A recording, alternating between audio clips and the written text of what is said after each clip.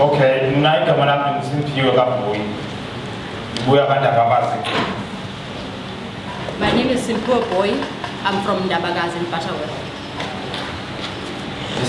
Marikana in Lonmin. I work at Lonmin in Marikana. Career chaff 1B.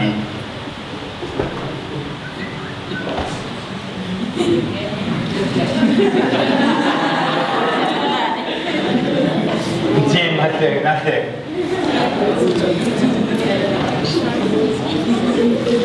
Okay.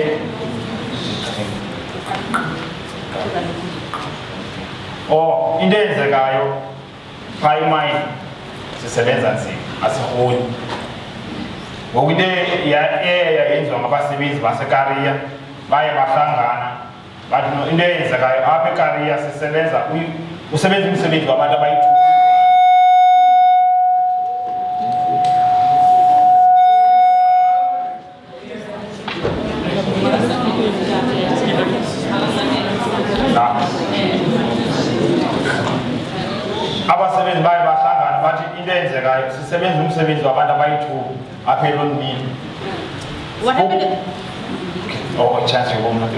What happened was that at Career Mine, all the workers got together.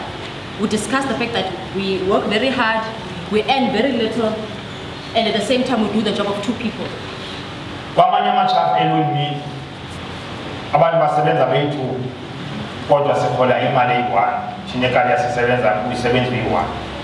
In other Lonmin shafts, you work as partners, but at Career you never had a partner, you only work on your own. But there was amazing. Go with it. So for now, the money alone to law. Since 7 The worker said that we was going to get the money for this other person who's not here. Sasa is nama article. What am I? Makutunya banda by 5. What am I saying? I have no look back with 5 years. The workers decided to send 5 representatives. But again, others are not happy with that. It's what they are called the 5 Badodas. What are the independent and then see a bit okay?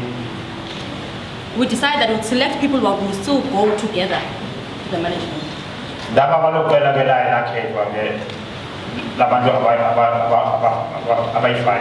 was one of the 5 representatives chosen. What are the manager? What we are Amanda by 5? Never see and this is we agreed that we would go to talk to management, but we will not just send the 5 people, everyone would go. The time office. We then went to meet Mr. Da Costa, who works at the time office.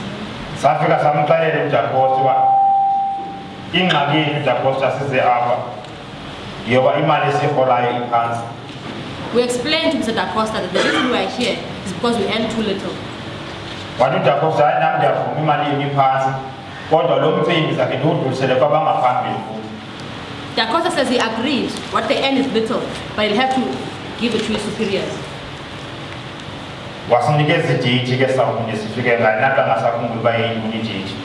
He gave us a date when we would come back to speak to him, even though I don't remember the date exactly now.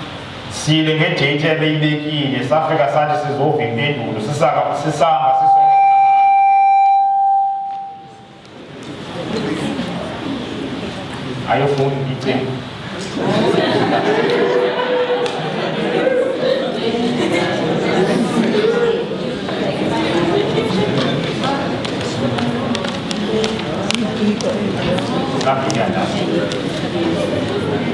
Saya punya costa, ini masih dia punya costa. Wanita costa mungkin hidup di sana bapa ngapain? We went to see Da Costa. He told us on the day that he'd given the map to his superiors. Wapinda wasinigeze date. He gave us another date. Sipindile saya kuyo. Kasifika kuita costa usateta la nemi chile ka. We went to Mr. Da Costa now for the 3rd time, and he was still saying what he had said the first time. Sad no indeza kwenzeka ke ngokungathi no awusiboni ngoku asizobuyisa emsebenzini noba impendulo hayi awusinayo yalento siyifunayo. We told him that if he doesn't give us a response, we would go on strike. What did Da Costa okay? Tina imali 750. sayisa-ke basebenzi imali enasileyo esinikeza yona uDacosta yi-750 babe sithi abasebenzi hayi imali thina besiyifuna yi-12,500. Dacosta then offered to give us an increase of 750 rand. We took this to the workers said no, they only want 12,500. Uye wathi-ke uDacosta ke ibekayo imo ye-Lonmin wathi hayi i-12,500 ndingayikhupha eKariya kodwa yinto engakhonfyuza i-Lonmin leyo. He said that if he gives 12,500 to Kari, then Lonmin will have a problem. Ngoba kune-Western, kune-Kariya, kune-Eastern. Because there's two other shafts, the Western shaft and the Eastern shaft.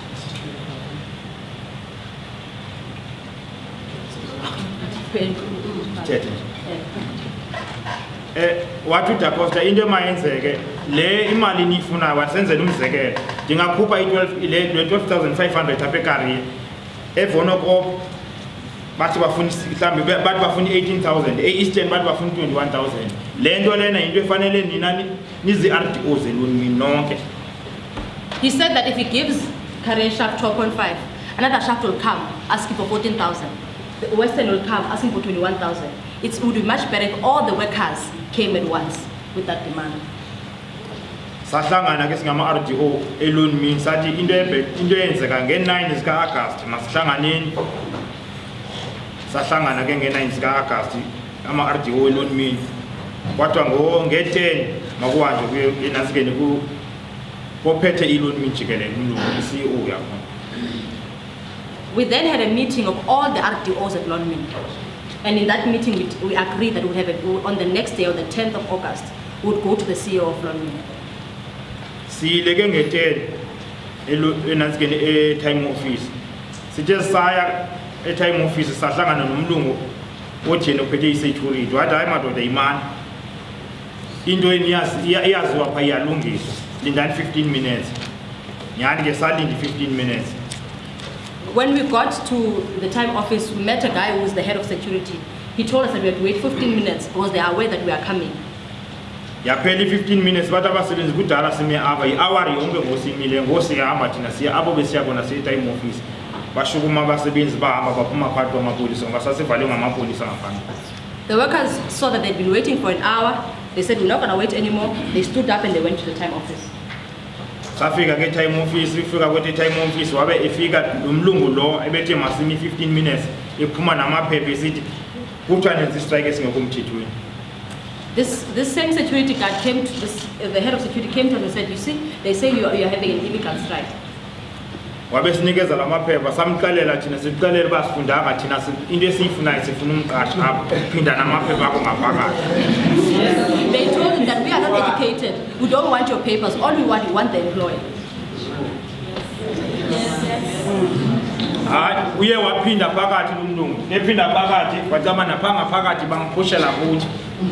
When he went back inside the building, but inside the building they were saying no, go to deal with the people that are outside.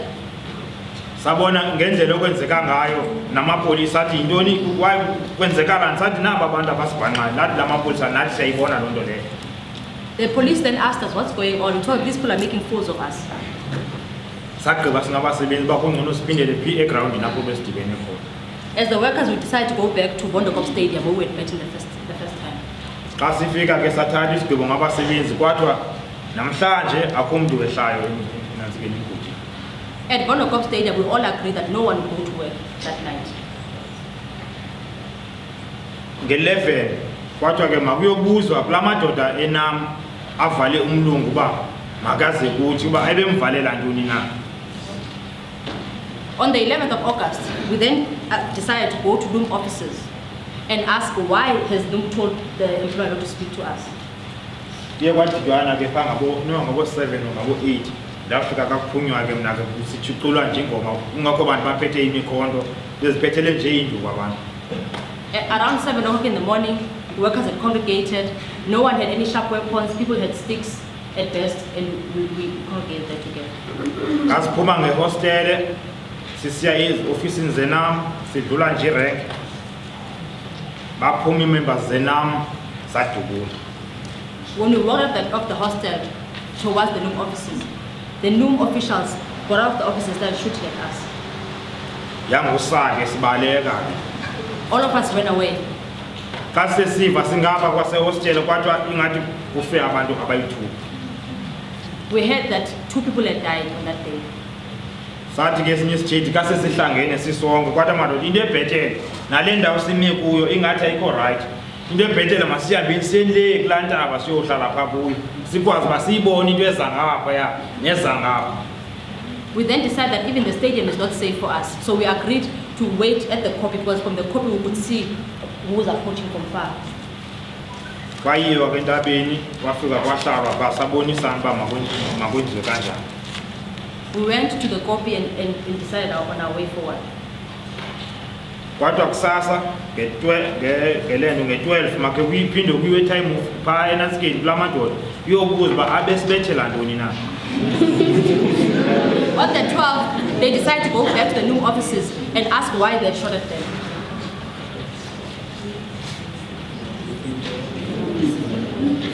Xa singena ngehostel sathola ama-security ayi-2 epake nge-twin cab.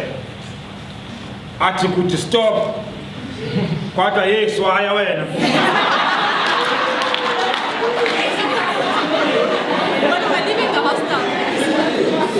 When we were leaving the hostel, there were security officers in a twin cab who stopped us and they said stop. We said please move away. Avela phendula ke ngenantsika ngodubula ama-security kwathiwa masihlaleni phansi ahlala phansi abe sisiya kuwo ngelihlobo. We then the security guard started shooting at us and then we decided to sit down and walk towards them. Abaleka nama-security. The security guards ran away. Xa sifike ehostel phakathi nanga amanye ama-security avalile. When we got inside the hostel, other security guards had closed the road. Kwathiwa swaya. We told them to move. Avela aphendula ngembongo. They started shooting at us again. Hayi kadubula nathi saya kuwo ebe masisiya kuwo kama babenami bangasemva kuwo babona ukuthi siyaya asimove babaleka nawo abaleka ama-security. At that time, the people from Noom saw that we were running after the security guards. They ran away, and the security guards also ran away at the same time. Sabe sibatshonisa ngaseScom Plus. We then left them near Scom Plus. La ama-security amabini ayangena emotweni. Ebemengene emotweni angajazi bakwenzeke kanjani ngoba besendlulile. 2 security guards went inside the car. I don't know what happened because I'd already passed. Xa sendibuya le ndifike ndibona nansi imoto yanansika le imoto eyi-private ikhuphe ifestile kufe abantu abayi-2. When on my way back, I saw that this private car had people inside and 2 of them were dead. Kwabe kunehipho ye-security idubula kuthi. And there was another security van which was shooting at us. Nabasebenzi babe bephindisa ngamanye. And the miners started stoning that vehicle. Yabaleka. And the car ran away. Saphinde entabeni futhi. We went back to the court. Xa sifike entabeni kwathiwa into emayenzeke masiye e-Eastern apho siva ukuthi kunabasebenzi abaye emsebenzini kodwa besivena ngoba asizukuya emsebenzini. When we got to the court, we heard that the workers were working at the eastern shaft. And we said that because we had all agreed that no one would work, we must go and get them. Siyeka siphuma ke entabeni sadibana namapolisa. When we were leaving the court, we then met policemen. Kwathethiswana ke ngamapolisa athi amapolisa hayi siyeva ningaya e-Eastern kodwa ngoku sekulate aninofuna uba ningaya niyiliphi. The mine police then said to us, it's already late, you can't go in such a big group to the Eastern. Ayingengiwo lasemaningi amapolisa. Southern police. South Africa. Nyani savana namapolisa saphinde umva. We then agreed with the policemen and we went back. Bonge-12 ke ngolona ngelo. That was on the 12th of August. Nge-13 ekuseni siyahlangana entabeni futhi singabasebenzi. On the 13th of August, we met again at the court as the miners. Sabe isigqibo sangezolo kwakuthiwa kuzawubhekwe e-Eastern. We had agreed that we would go to Eastern Shaft again. Kodwa no isigqibo soba makuye e-Eastern masiye kweni kuthiwa e-Career Shaft kuyaphangelwa e-3 Shaft. We then heard that at Career Shaft people are working and we said we're not going to go to Eastern anymore. Kodwa ke kuyavunyelwana uba makubhekwe e-Career 3 Shaft. We all agreed to go to the Career Shaft at Career. Saphuma ke sojoyina enasikeni sisiya e-3 Shaft. Sithe singakafika e-3 shaft sadibana nama-security A2 ngase-training center kwabe kukho amanye ehleli phezu kwe-bridge. While on our way to the 3 shaft, we saw two security guards, and on top of a bridge there was another group of security guards. La aphezu kwe-bridge aye adubula. The security guards on the bridge started shooting at us. Sahlala phansi. We sat down again. Sashukuma futhi saya kuwo. We then went towards them. Kwashukuma elinye lomkhosa lathi hayi madoda asilwanga. Sathi nathi asilwanga nani sibona nisiduze. One of the security guards said, a security guard said, we're not fighting with you. But we said, we also don't have a problem with you, but we see that you're shooting at us. Athi madoda yintoni ingxaki? Sathi ingxaki yethu sizovala abantu abaye emsebenzini apha e-3 shaft ngoba sise-strikini asifuna umuntu uza emsebenzini. Sifuna yena umanager abuye oyophendula entabeni ukuthi le mali usinikeza nini na. We explained to him that we are going to workers who are working at the 3 shaft. We want to make sure that no one is working, so then the employer can come and speak to us at the phone. Athi ke lama security hayi manje besicela amadoda ayi-4 angaphathi imikhondo aze sihambeni nawo siyeni kumanager. They asked for 4 representatives who will leave their weapons behind, who will go and speak to the manager. Wathi hayi ayinokwenzeka loo nto leyo. Akho mntu unansi kuzawuye. Enoba nithi akho bantu bayi-3 shaft hambani nina nibheke time office niyobiza umanager. We refused his proposal and we told him that he must go and call the manager to come to us. Athi ke hayi ke madoda akho nto hambani kodwa abakhona abantu enizawudibana nabo apha endleleni. They then said to us, it's fine, you can go ahead, but there's two that you'll meet on the way. Kula DVD ke le ibigqibovela ke apha. Kulawo sithe sisahamba endleleni kwabe siqhawukene abanye bele. Dazothi kubo manje hey indlela esihamba ngayo fanele ngihamba singahamba ngelihlobo abanye bebele. Mabasilinde ababantu. As you saw in the DVD, another group had gone far ahead, and I commented to other workers that if we can't walk like this, we must not be separated. Yani ama namadoda asilinda safika sithe xa sigqibofika kufika amapolisa. Those miners waited for us, and as we reached them, the policemen came. Athi amapolisa afuna imikhondo. Sathi ke unobangela siphatha imikhondo. Sidutyulwe ngabantu benamizolo kwafa abantu abayi-2. Ngoku sisuka ekari ya-3 shaft besiyovala abasebenzi abaye emsebenzini. Sifuna umanager. The police asked for our weapons. We told them the reason we have weapons is that the day before we had been attacked by Nomzamo and two of our colleagues had died. Sathi ke into enganokwenza kuninikeza imikhondo. Uba niyayifuna imikhondo masihambeni siyeni le entabeni apho sikhona. We told them we can't give you our weapons. If you want, must accompany us to the Gobu we are going. Wacamba ingathi bayaphikisana ngale nto yoba bas-escorte bayile bakhona abangathi bayafuna. There was a debate amongst the police themselves. Others wanted to escort us, others did not want.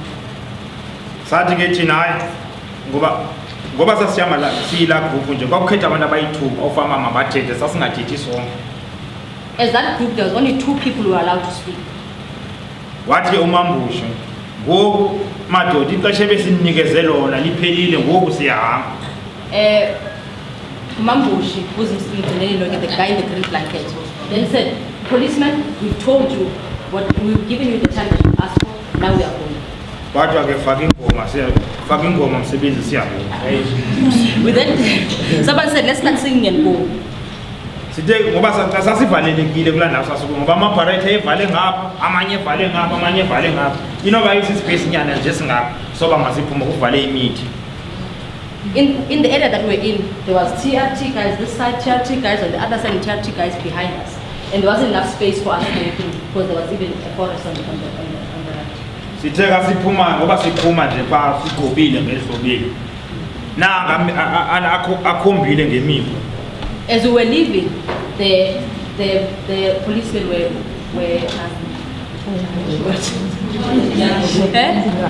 pointing us with their guns. I'm sure inoba isithuba esingange 500 meters behamba nathi amapolisa. For about 500 meters, the police escorted us as we are going. Asazanga nto thina sibone nje bayidubula. We then just started seeing them shooting at us. Wabe ke yaliwa ke. And then we were fighting. Sabe sibaleka, mna inoba babe khona phofu abangaphambili bephume somna ndihamba ngalandlela sasihamba besihamba ngayo. I continued running. Others went a different direction, but I continued in the way that we had planned. Sabe sidwityulwa iplane. I'm sure just kasifike emlanjeni sabe siba yi-5. Abanye bengasemva. There was a helicopter shooting at us. When we got to the river, there was only 5 of us left. Others were left behind. Kwawela abantu abayi-3, abayi-2. Mna nomnye sajika. Kwadwityulwa yi-1 kule ndawo. Wafa ngolo xeshelo. Ngabe ndireversa ngiboma le plane. Uba ndinodubule ngabe ndinikeza yona i-chance ngoba kulithafa nje. Of the 3 of us, 3 crossed the river, and 2 of us tried to go back. Of the 3 that tried to cross, 1 was shot in the ear. And I could see that if I don't go back, this helicopter will shoot me because it was just open felt. Babeke abanye abasebenzi besiza ngasemva ndalinda ababaza ngasemva kuthiwa hey madosana ubaleka ukhona umnye olimele babe bemphethe ngenatsika ngetyala iraki. They said we must not run away because there's one who's hurt, and they had him in a blanket. Samthwala ke yabidubula iplane ingayekanga simphethe sa baleka sotsho entabeni kanti aba basentabeni bayibona leyenzeka ngoba laa ntaba iphezulu the helicopter imane isehla basihlangabeza. We carried the guy in the blanket. At that time, the helicopter continued shooting at us.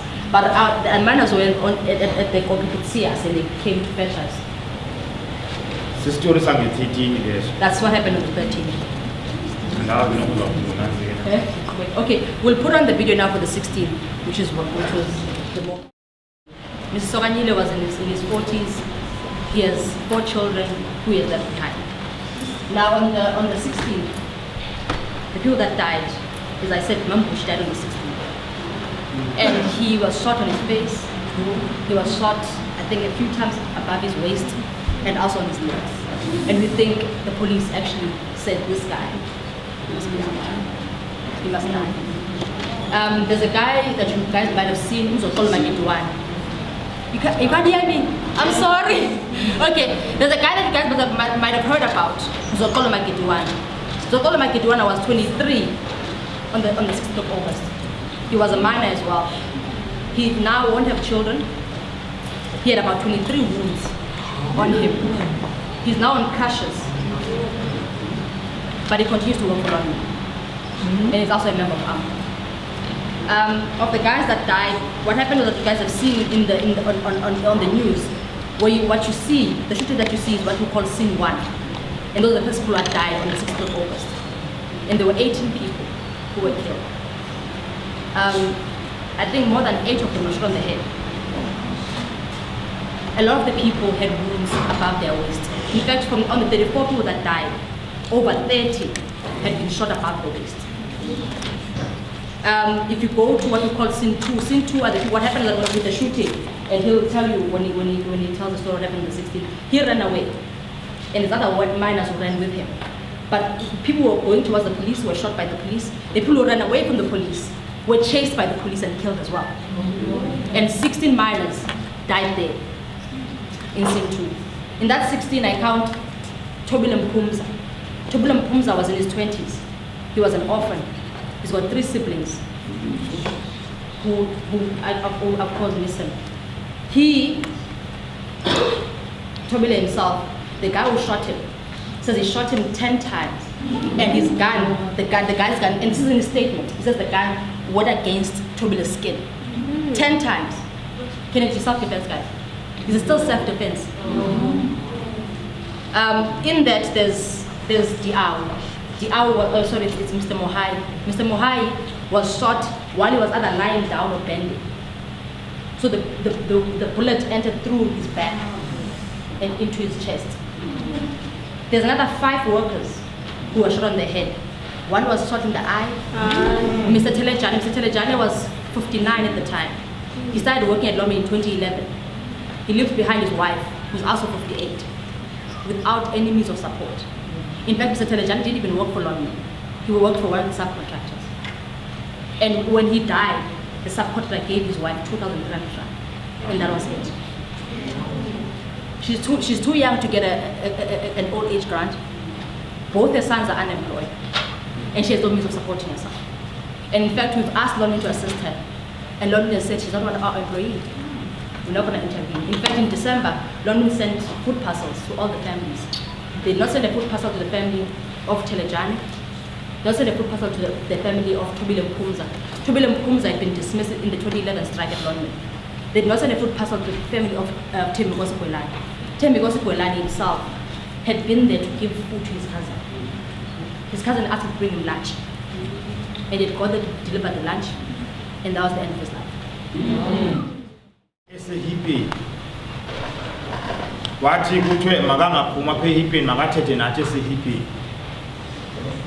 Mr. Matunja came to speak to the workers on the 15th of August. On the day, he came inside a police nyala, and he told the workers that he's been told that he can't get out of the police nyala. Kwathiwa ke makathethe kodwa ke sukulate. Wathi hayi andizoba sathetha ngoba sukulate savumelana kanjalo singabasebenzi makabuye ekuseni i-16. We said he must speak, but it was very late. Then he said, no, if it's late, he'll come back on the next morning. Nge-16 ke kwakugcwele njengoba nanibona nje entabeni kwakugcwele uba kulindelwe impendulo ezakubuya noMathunjwa e-time office. On the 16th, even more workers came to the copy because they wanted to hear what Matunja would say. What did the management tell him? Wabuya uMathunjwa phaa ngabo-11. Wathi hayi abelungu bayala noba bathi bangathetha nathi i-management ye-Lonmin. Mr. Matunja came back to the miners at 11 o'clock and he told them that the mine management had refused to speak to the workers. Wathi ke usaphinda futhi uyahambe uyothetha nabo. He said he would go and plead with them again. Waya kuMathunjwa ubuyile uMathunjwa inoba phaa ngabo-3. Bandisakhumbula ixesha. He came back around 3. Bekufika uMathunjwa wathi madoda ndisuka le i-time office. Phaya kuthiwa nantsi openet Mkwena akho nto bafuna ukuyithetha nam. Laa nto bebeyithetha ngezolo uba simahlangane namhlanje abasathethi yona.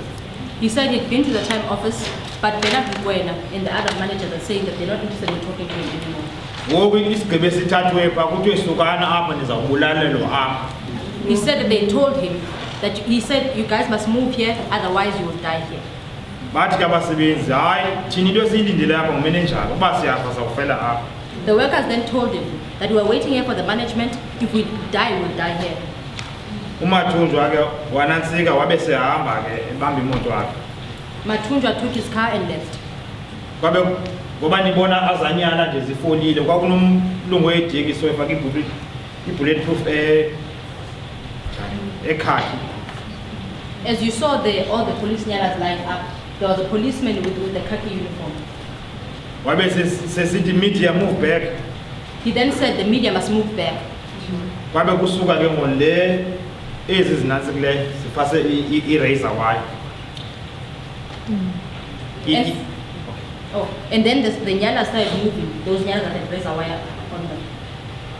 Ithe xa idibane yesibini kwathi amadoda ingathi sawuvaleleka. So the one nyala drove towards another nyala. And then that one also moved to the second one. But we then said, guys, it looks like we're gonna be locked in here.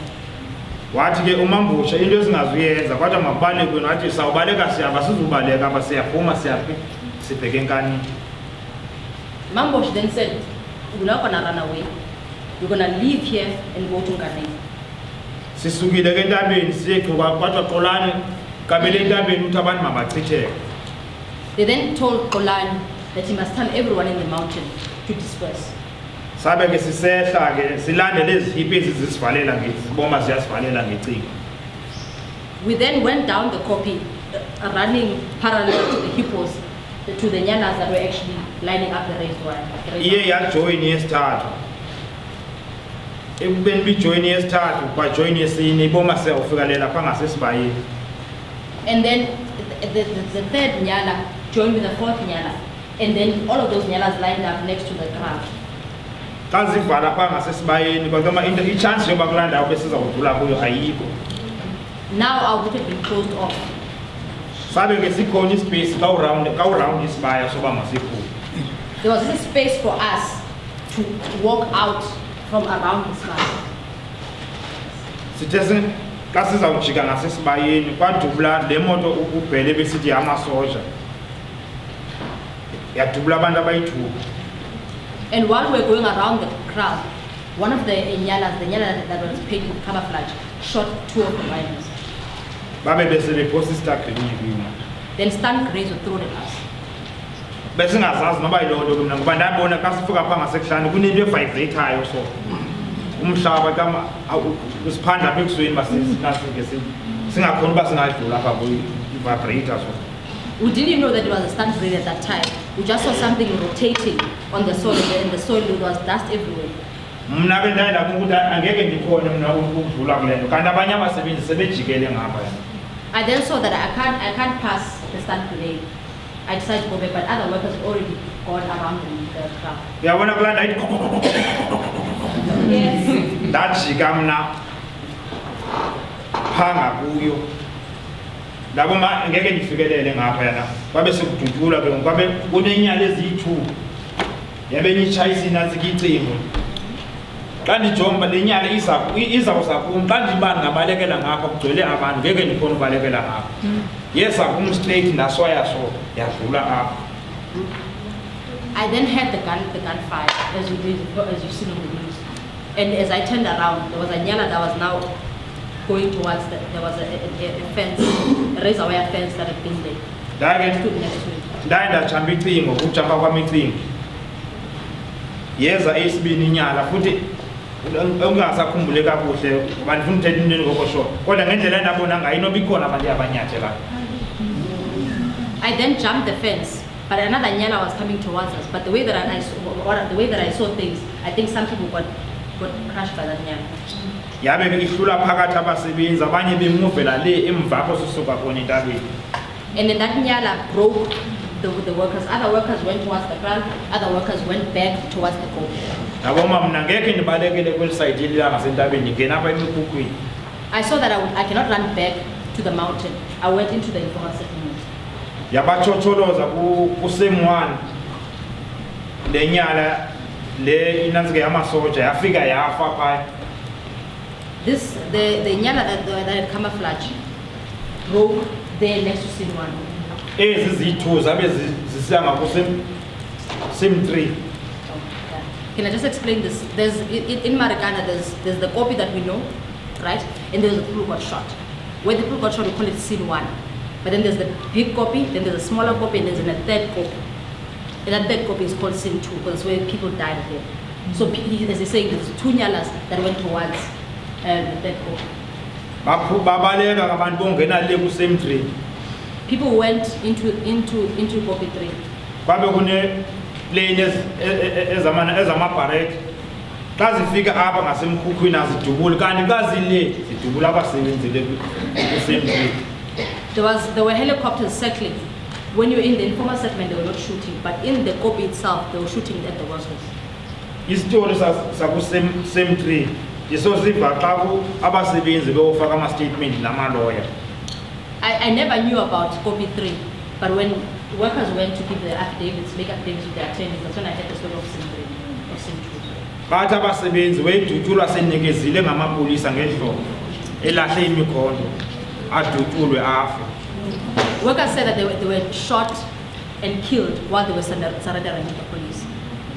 Kuthiwa kwade bakhala enye ipolisa lathi ngeke kudala nibabulala abantu zange babulawe ngehlobo ngathi kubulawe impukane. He says that one policeman even cried and said, no, you can't kill so many people like this. You can't kill people if you are killing flies. Lathi if uyaphinda udubula omunye umuntu mna ndizawudubula kuwe. He told one person that if you shoot another person, I will shoot you. Abanye bathi akazazi ukuthi wayasinda kanjani wazibona nje uba aphuma hambe ongena evinini engadudulwanga. Other people don't even know how it happened that they survived. They just walked out of the copy. The copy is stones and stones and stones, and they just went toward the police van and they were safe. Senzitsho into yange-16 ke yaba njalo ke. That's how the events of the 60th that folded. Sabulawa la mahalo basifuna imali manje. We were killed for demanding money at the mine. Okay, guys, taking your job. Take my job. Does anyone have questions?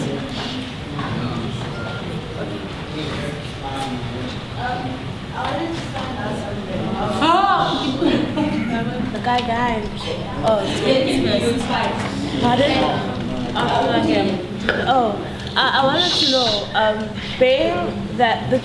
being that everything that has happened from the 13th right up till the 16th, one would have the question of whether the law had neglected the very same minors, because, I mean, if we look at the statute that protects the cops, it was not regulated. Because even the very same commissioner does not want to answer the question specifically was where did the order come from. And in that situation, we're sitting with a situation where we had our own massacre, where the state killed their own people in the sense that they didn't want to get to settle to their demands. So I wanted to know, how do we then trust the very same state if it kills its own people and then it claims that no, we were doing it because they were acting wild, or no, they had weapons? I mean, I'm a bit confused on that one.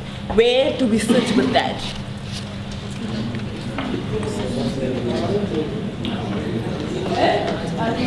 Okay, is that good? Yeah, I guess this is a bonus course.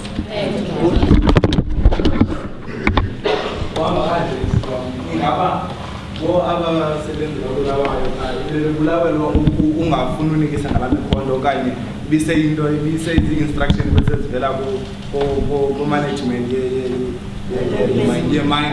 mining industry yonke kuba mabulawa abasebenzi basese basuka kwenzela zingabhadali izinto contractors He's asking whether the workers killed, or they will not hand over their weapons, or were they killed on the instruction of the mine management in order to ensure that they will not get 12.5. Okay, looks like we're in the question and answer session. Can I at least try and I'll try and answer the both of you. In my presentation, which I might not make anymore, the evidence that we have is that firstly, Cyril Ramaphosa made a call. He didn't even make a call, he wrote an email, which is an exhibit in the Marikana Commission of Inquiry. And he said, these are criminals and must be dealt with as such. That's number one. Number two, the mine management and NUM. By the way, members, the people, the rock drill operators at the time were majority NUM members, not AMCU members. NUM also called the police to say, police, deal with these criminals. So on the Wednesday, right, on the Wednesday that the executive is supposed to meet here in Parliament, Susan Shabangu said she will speak to the president about Marikana on Wednesday, the 5th of August, the day before, right? But we don't know what happened in that meeting. We know that Susan Shabangu was going to come and give evidence in the commission. She's agreed to give evidence in the commission of inquiry. Minister Mtetwa has said no thank you. And in fact, the police are at pains to keep Minister Mtetwa out of the Marikana Commission of Inquiry. Ria Pierre had two statements. In one statement, she told them, she said, I then called Minister Mtetwa. And what happens that in the cross-examination, she then agrees that no, the one that says I called, there's two statements, one doesn't have this, one has this. Says no, the one that says I called the minister is right, but someone else changed it. And then the Silk, who issued this manual, who appears for the police, then says no, but the correct statement is the one that says she didn't call Minister Mtetwa. I don't know if he's the witness or what, but this has been his position constantly, that they want to shield Mtetwa from coming to the commission. Marikana, Mbombo herself, unfortunately, there's a lot of documents that I want to show you guys. There's a transcript where Mbombo was in a meeting with people from Lonmin.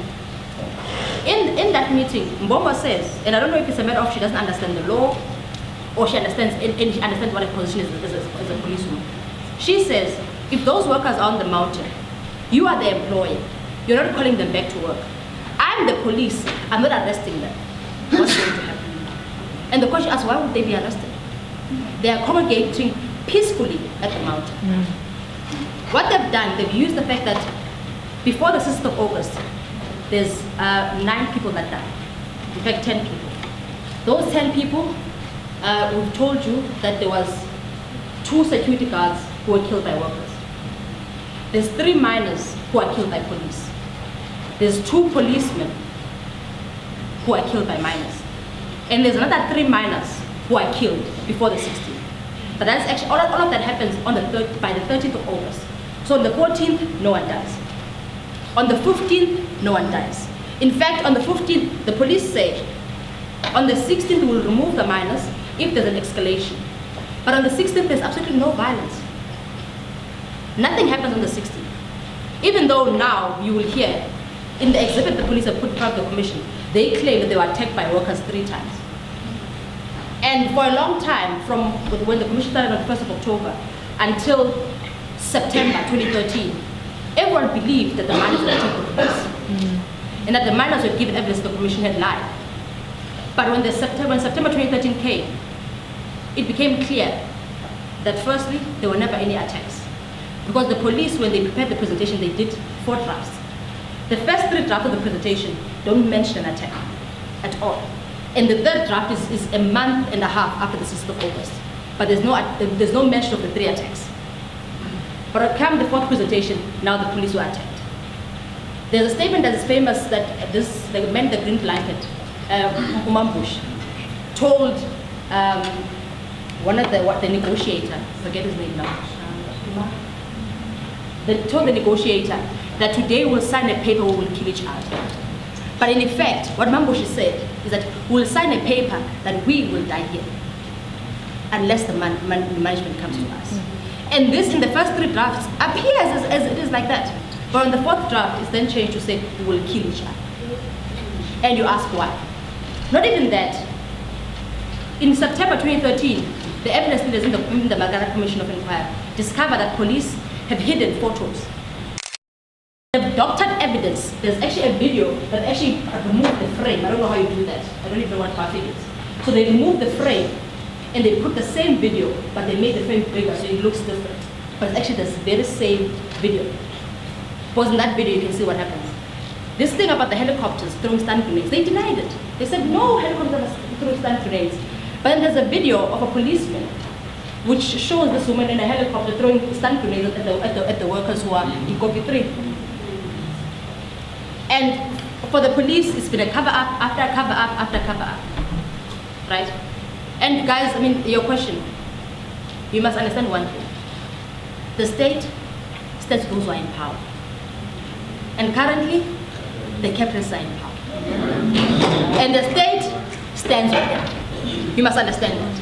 This is, for a lot of people who had hoped, this is our government, would usher this government in, we voted it in, and there's no way that they would have done this to us. But you ask yourself, where is Zuma right now?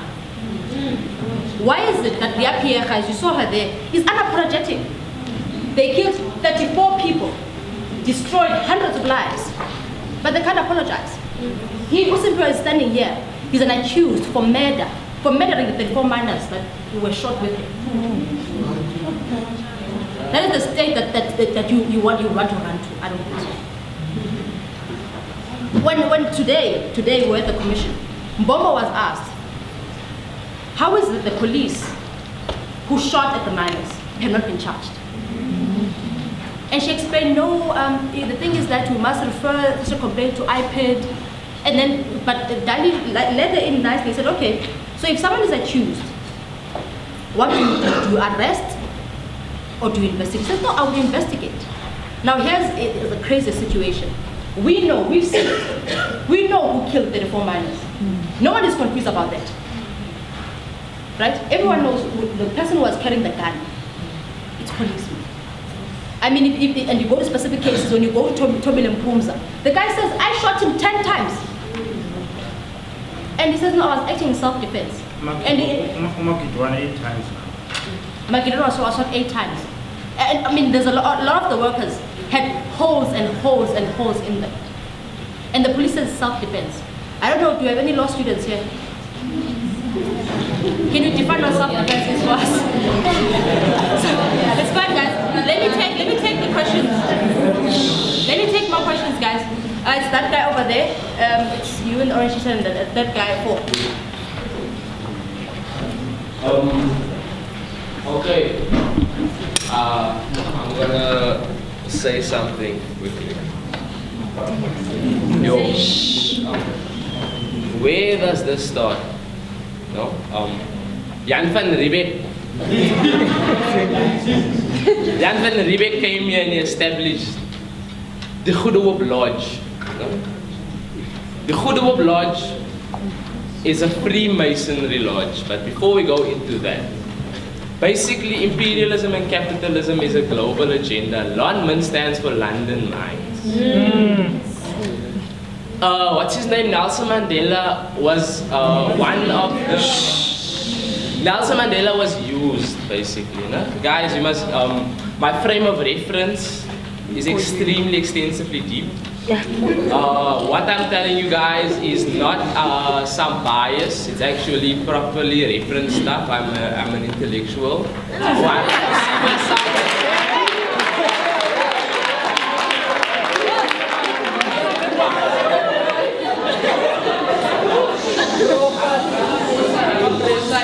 CEO of, I'm gonna just touch on, I'm not gonna focus on Marikana because it's all interrelated. Basically, Marikana, Bouterbason, it's the same story. It's neo-capitalism, it's neo-imperialism. It's basically our people that have sold us out, and it goes back to Mandela, you understand? Because we can call on Robert Sobukwe, then we can say, Maibuye Africa, and that's why the ANC, and there's even conspiracies about the ANC basically being funded by Eurocentric people that had their own agenda. That's why Saul Plaatjes went to America. All of these things. So there's funds that came out of nowhere. But besides the ANC, and in 1936 the PAC split away from that. But what I want to say is, Lonmin basically is because of Neo. It's because of our government and because of Mandela. It basically goes there. Bouterbason brought HIV/AIDS to South Africa, and all of these things. We can go on and on.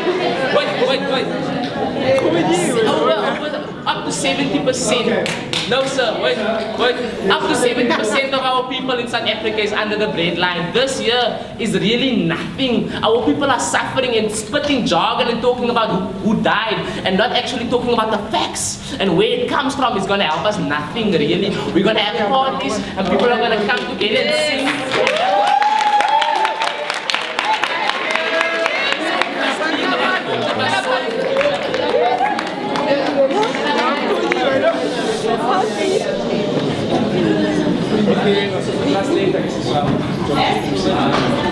Anyway, like, ndicela ukubuza masisi like kuyabonakala basebenzi odata bethu babehlala entabeni, which is badibanele khona babele meeting, which is akubonakali kwe-explanation evela nakwivideo nakuba babesenza i-violence, which is towards aba bantu kwi-CBD zabo, kwi-area zabo, which is bona babehlalela baye kulo ndawo badecide babazayo. So my question is, amapolisa like yintoni abafaka because it seems like benze violence abantu ukuthi yintoni ebenza babaye bathoshanisha from kwi-sport sabo sisingabe which is esisingekho apha. Ingabe any question yakho ingabe umsebenzi wamapolisa is to cover those who in power, which is SERI lamakhosi, which is abantu abanemali, or is to protect abantu bakuthi from violence?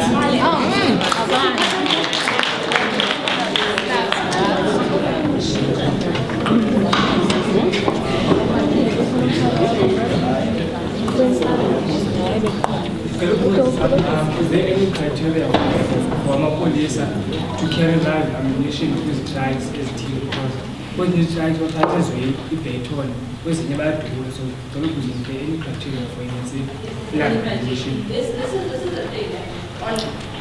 The police on Marikana, the police have failed on their own standards. And even now they'll be forced to admit that on their own standards, as you rightfully point out, there was no reason why there was live ammunition. I mean, you saw it on the video. There was 4,000 rounds of live ammunition that were ordered for workers in Marikana because 9 people had died. That's their own excuse. And even worse, in fact, they didn't even use that excuse. They say, because there was an illegal gathering, they could order 4,000 rounds of ammunition. They could order motorist trucks. They could order Netcare to put ambulances close by. By the way, the miners that died at scene 1 were unattended for an hour. 1 hour. In the MSL Committee of the Commission, 2 of them died from lack of medical care only. Not because, and they say if they'd been picked up and taken to the next clinic, they would have survived. But because the state wanted to make an example of the Marikana miners, to tell them, you don't have a voice. You are nothing. You will do as you are told. So they died. In answer to my question, are you going to catch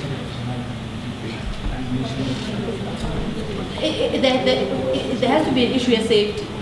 There is a criteria, but there has to be an issue of safety. I mean, in Marikana and South, they've raised that issue. They've said it's a level 4 something, but basically they argue that because it was so dangerous there, the police were actually entitled to the right. But the strange thing is that at Marikana, Lonmin ran the operation with the police. Lonmin, the security guards at Lonmin were allowed to sit in police nyalas. So we then question, if it was so dangerous for the police, why would you put civilians in the line of fire?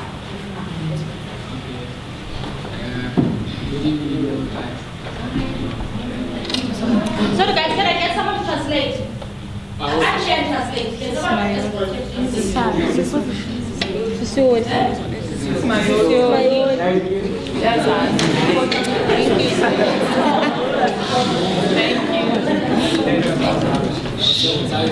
I will speak English to accommodate all of us.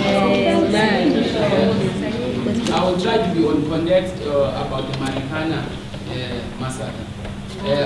My question is that did the workers or the miners get their demand? And the other question of mine is that the remaining miners are still working for the mines. And those are only question of mine. They did not get their demands.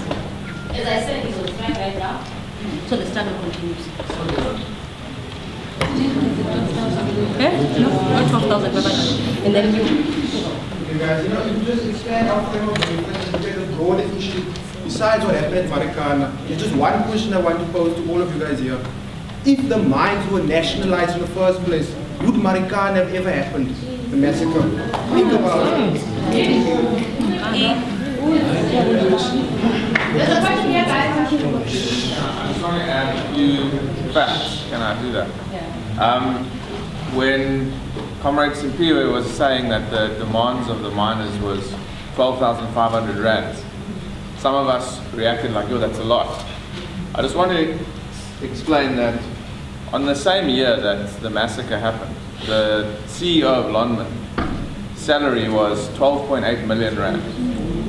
And the year before, he actually earned 16.6 million rand in 2011.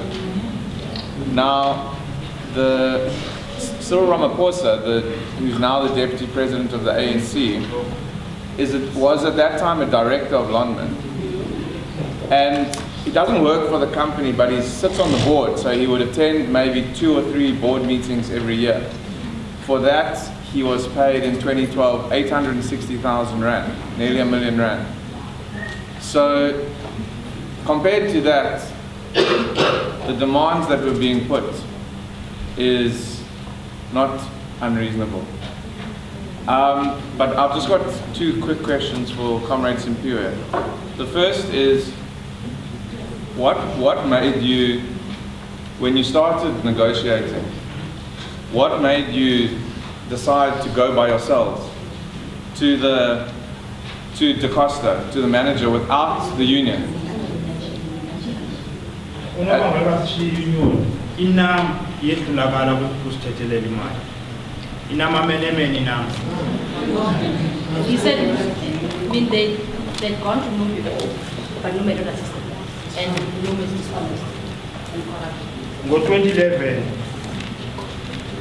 uchairperson waseKariya kwafamba makuvotwe, kuvotele kuphele ithemu yakhe.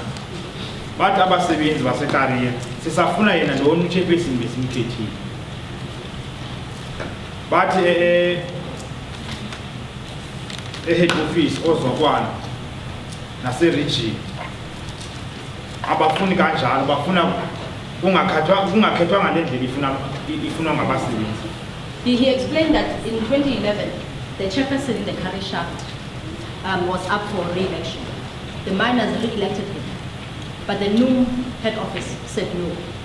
We want something else. Kwagxothwa abantu ngo-2011, kwagxothwa noSteve. People were dismissed in 2011, and Steve as well. Steve is the chairperson What? basula ke ngoku basula ilento inam kumsebenzi wonke waseKariyia bayisula inam. So Nom stopped being active in the career shaft. uSteve wazama Steve then came and went and found ngoba ke abasebenzi baye badecide ukuthi bafuna inantsika 12,500 evonoko ibiseyinam eKariyia at that time, because workers had agreed they want 12.5, at the career mine, the majority union was yiyo ke lanto sagqiba uba masiyozifunela imali. That's how we decided to go now.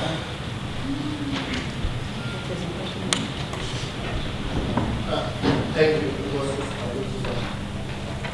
Now ndixolela ndibuhlungu kakhulu ngento eyenzeka eMarikana. I'm very heartbroken about what happened in Marikana. Ndijonga kuwe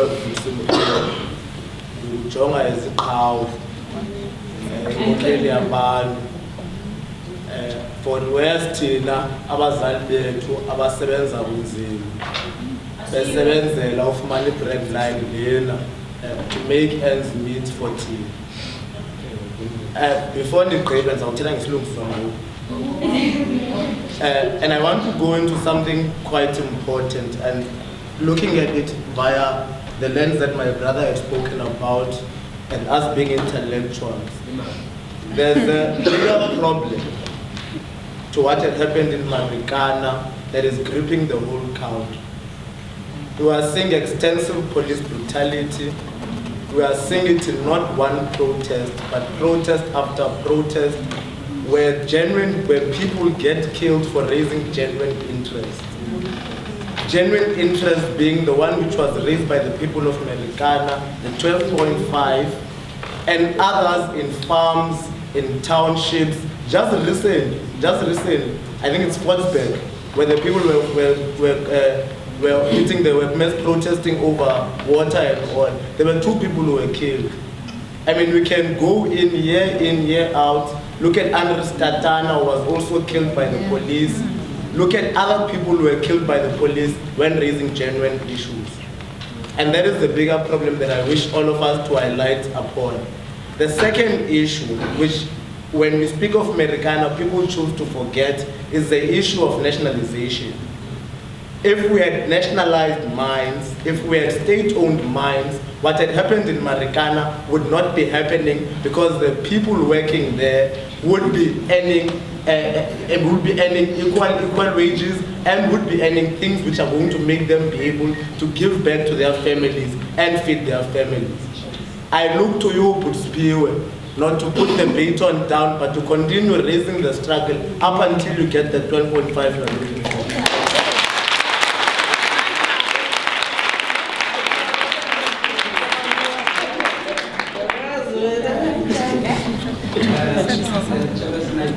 It's not a question of comment. I think because the program connects with the nation which is a legal understanding in Marikana. It's in back then, they are questions so that it's a manipulation. Then this is because I think the more interesting thing, that's case if man and representation and then they kind of so tell us when I come to questions so that's okay now representation. Thank you.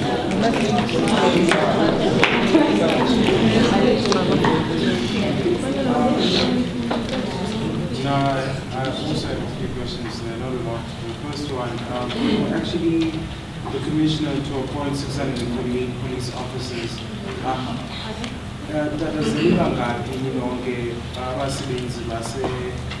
Lonmin. So I'd actually like to know that. That's the first one. The second one, 10 days or 15 days after the incident of the 16th, did you hear anything from government? They come and speak to you, because what we saw on TV was the EFF, people, certain people reacting, but we did not see our own elected leaders actually coming to talk to who lived out there.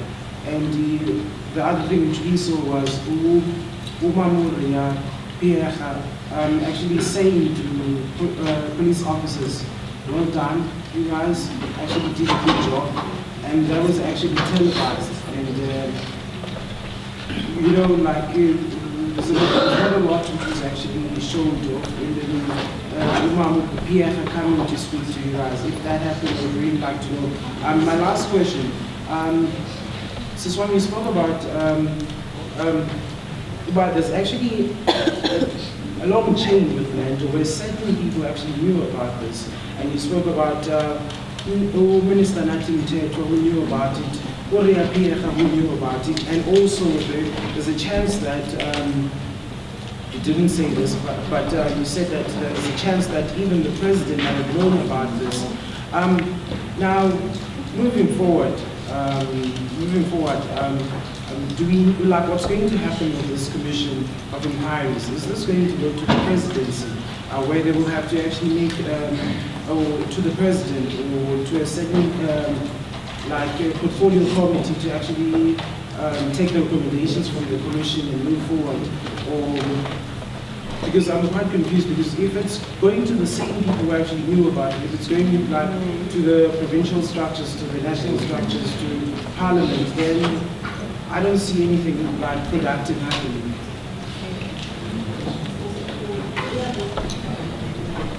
Guys, the thing about representation, I've done parts of it already, but it's fine to help you. There were 3,000 workers. Okay? There were, as you said, 280 police.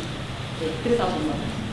Although 3,000 workers, 112 were injured. Then 4 died. Right? There's currently, the number for the injured and arrested is 275 workers. Injured and arrested in Bangladesh. It's 259. Those are the injured and arrested workers. On the issue of what will happen with the commission, right? We are all here. We are all hearing you. Falam, in terms of the act, Falam has to give a report to the president.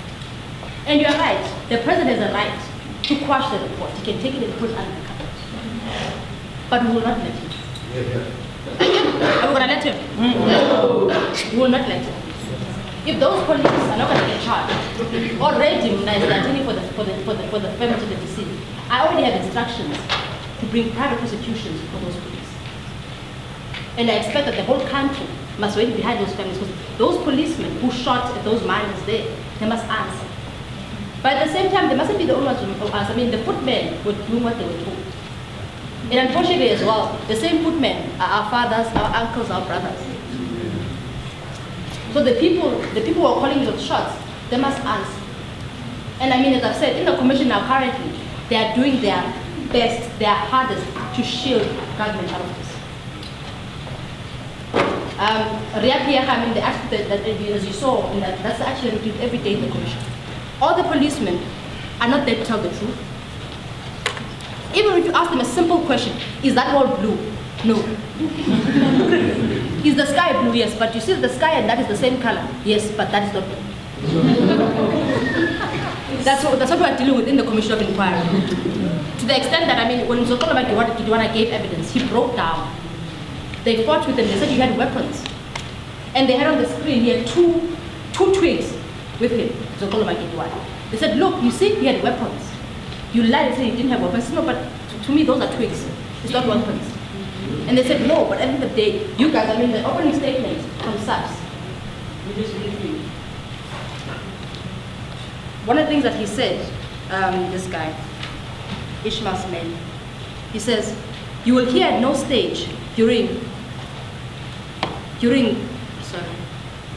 the situation did the SAPS premeditate loss of life and injury as unstoppable. Evidence will show that some of the protesters intended a bloodbath. Now the question is this: if the miners intended a bloodbath, how is it that not even one policeman has a scratch?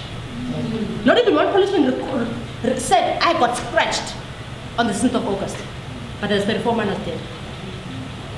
There's 112 people injured. Who premeditated loss of life? Who ordered the mortuary vans? Who called the ambulances? Was it the miners? I mean, it's quite frustrating For the times in the commission, we sit there and be like, but what is the point of all this? What is the point of all this? Because all of us know, we know that the police killed the miners. And we know, as you sit here, already you are in Cape Town, but you already know as well why. They were killed. I mean, one of the, in fact, even in the transcript, the Provincial Commissioner of Northwest said they must stop the Marikana strike because it will spread to other areas. Meaning that they were breaking a strike. The police were breaking a strike in order to ensure that the strikes don't spread to Gauteng. And she says that she's spoken to Mzondle Petros, and Mzondle Petros doesn't want a strike on his doorstep. Why are the police being worried about a strike? Is that the police? Why are they guarding the streets? You know, I mean, right now as we speak, I mean, today she was asked, on the 13th, the fact that there was two policemen, one threw a stun grenade, and one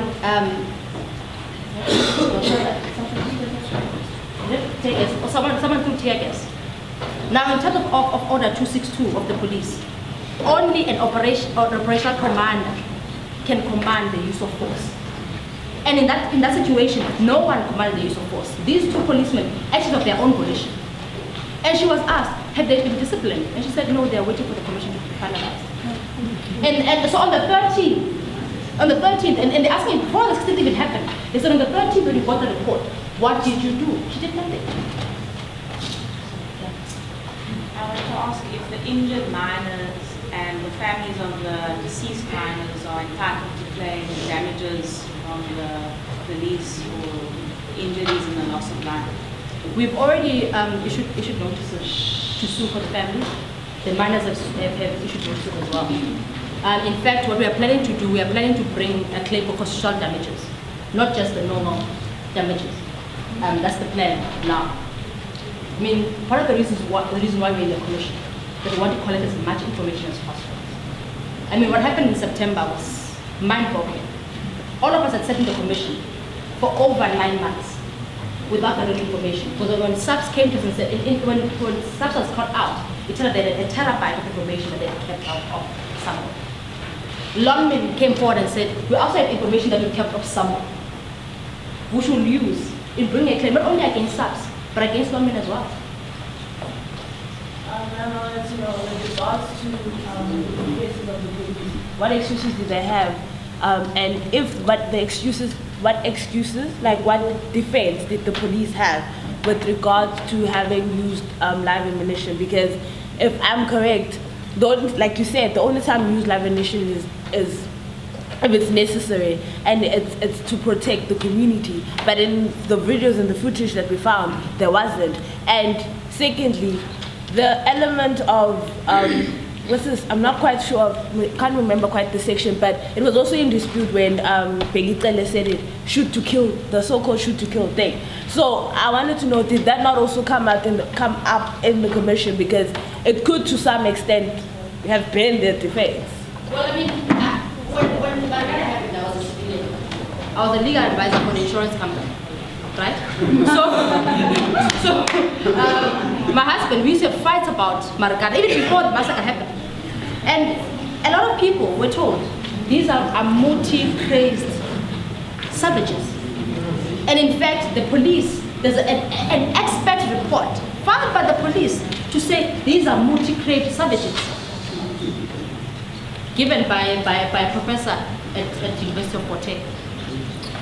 So that was they said. I mean, and when we read the affidavits, they also said they were told on the 13th this man killed 2 policemen. Protect yourself. Now the amazing thing is this: according to their plan, right? This is in the evidence. According to their plan, they plan to encircle to put the razor wire, and then to close off to block the mine so there would be one funnel, and then they would then disarm the miners there. But when they came through the funnel, instead of them disarming the workers, they shot at them. Now the people who shoot first, as he says, Pop shoots first, and Pop is instructed to shoot by Brigadier Khalid.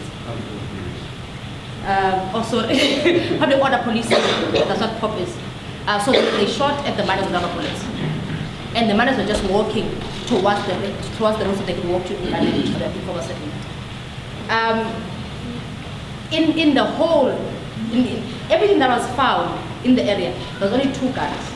There was a gun at scene 1, and you see on the video as well, maybe you couldn't see on this one, but there is a minor who starts shooting back at pop once that they start shooting at them. There's another gun that is found in scene 2. Mostly it's not kiddies, it's sticks. But police say, their lives were at risk. In fact, the guy who I told you that he shot someone 10 times, he said this guy had a spear, and he was trying to stab me, so I shot him 10 times. But the strange thing is this, that guy, he's on video, the guy who killed Tumula Mkumzi, he's on video saying, yeah, I shot that fucker, he deserved to die. There's a video of him saying that. But he was scared for his life when he said that.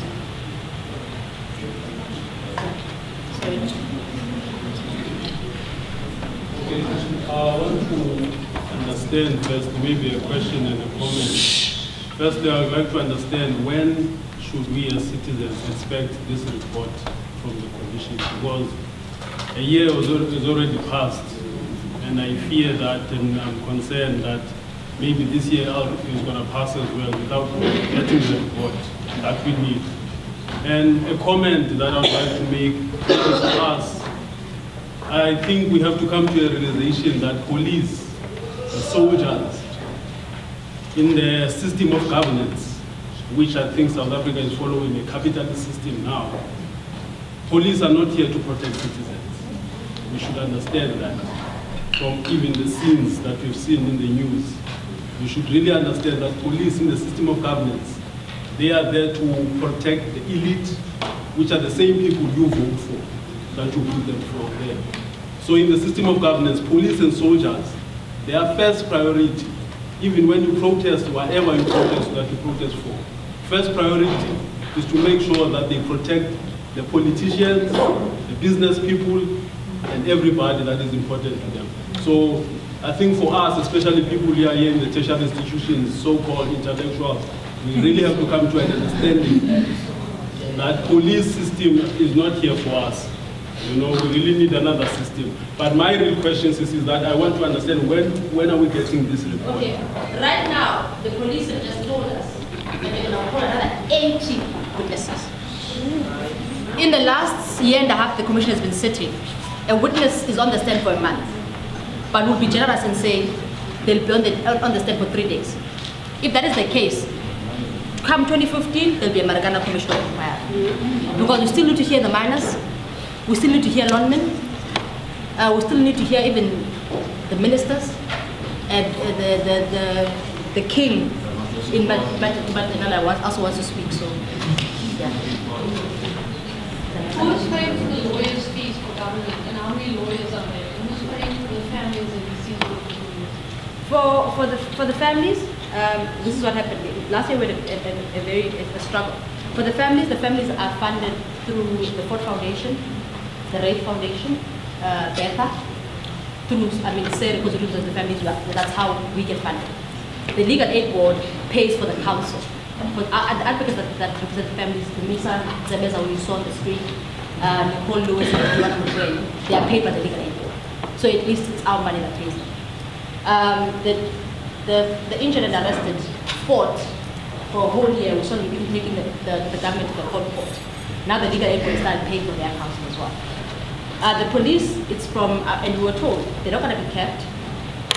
It's their budget from government, and they can spend it as they want. It's costing them 3 million rand a month. That's the subsidy. 3 million rand a month in legal fees to run the Marikana Commission of Inquiry.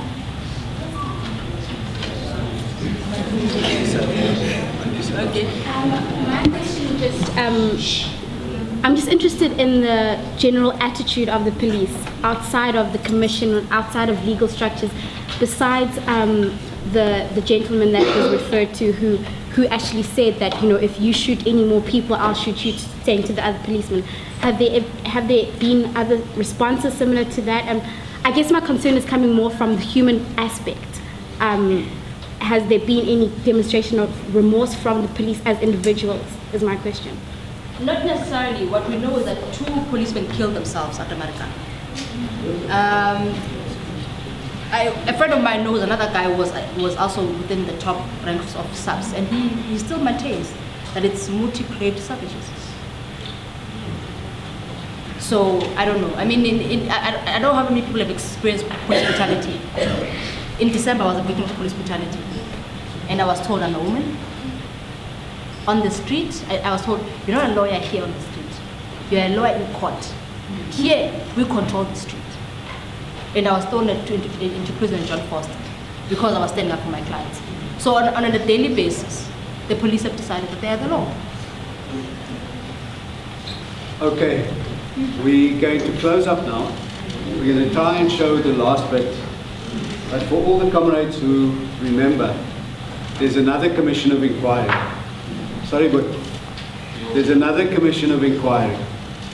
And that commission of inquiry is looking at what the police do daily in our communities. And everyone here knows about how many people were killed in Marikana. And everyone here knows how many people get killed by protests. But last year alone, 420 people died in police custody. 420. 117 allegedly committed suicide. They had things which they shouldn't have that killed themselves. And every one of us here know that in places like Khayelitsha, in places like Mitchell's Plain, in places like Manenberg and Yanga, the police will arrest you, they'll keep you in jail, they'll take a bribe from you, they'll beat you up, but they hardly ever catch murderers, rapists, and people who terrorize our community. The current Commission of Inquiry is looking at how we need to change that. Because there is no way that we can survive as a society if we have a police that is only interested in three things: enriching itself through corruption, secondly, protecting the rich, and thirdly, protecting the ANC against people. Because that's essentially what the police has become, the extension of the ANC. And I think it is vital for people to reclaim what public space we have to protest, what right we have to protest, and also to look at how we transform the police. Because if we don't do that, anyone here in 10 years' time will find that Marikana has become the norm,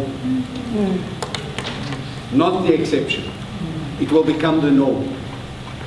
And so it's vital that young people here arm themselves with facts, real facts, not imagined ones, and address the question of how we're going to change our society. How are we going to ensure that when we need to deal with crime, that we do so in a way that doesn't destroy black young men's lives? Because that's what our criminal justice system does at the moment. It doesn't put people who need to be in jail. It destroys young black people's lives. So I want to leave it there, and I want to say that Doron and I are going to stand one at that entrance and one at that entrance. And everyone going out is going to be asked for money to give to the miners.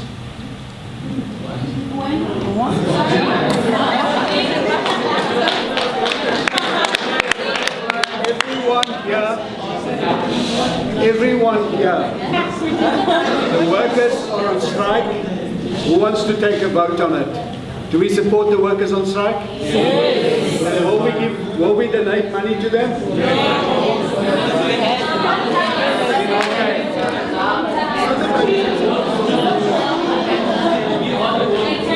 Sorry, you have a good point there. I'm humble to speak up, but you can't expect us to pay the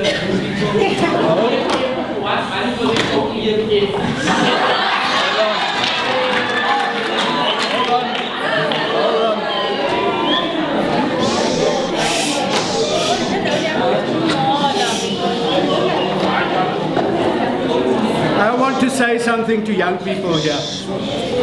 That is populist nonsense. Because the workers' movement, the workers' movement has been built on people's sacrifice. And it is vital to defend workers. It is vital for us to defend workers. And when workers are on strike, we must support them. And it means we support them with money. And it means we support them by marching. Are you saying the workers should starve?